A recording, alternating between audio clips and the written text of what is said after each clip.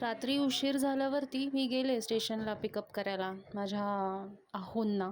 आणि नेहमीचंच काम आहे हे माझं असंही. आणि आम्ही मग लगेच फटाफट निघालो तिथून.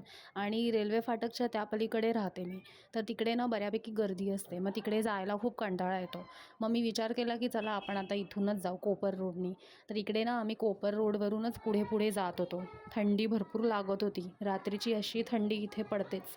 पण मी टेम्परेचर बघितलं तर काय फार एवढं नव्हतं, हार्डली 22 वगैरे.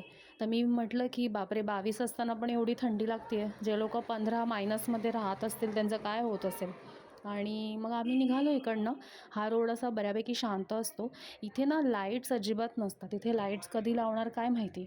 बाकी तर इथे हे देवीचं मंदिर आहे, म्हाळसा देवीचं मंदिर, जे जेव्हा नवरात्रीमध्ये इथे गर्दी असते.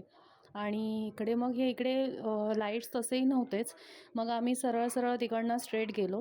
आणि इकडे नेहमीप्रमाणे गणेश घाट वगैरे लागतो, तर तिथे नवीन ढाबा बिबा पण ओपन झालेला. मी म्हटलं हे नवीनच काहीतरी ओपन करून ठेवलं आहे, कारण इथे आतमध्ये मंदिर आणि संध्याकाळी तिथे म्युझिक वगैरे असं लाईव्ह ऑर्केस्ट्रा वगैरे असं जरा सुरू केलं आहे सध्या सध्या. त्याच्यामुळे मग इथे बहुतेक आलं असेल ढाबा वगैरे. मग आम्ही इकडनं एकदम स्पीडमध्ये निघालोच आणि मग फायनली मानकोली ब्रिजच्या इकडे जाऊन पोचलो.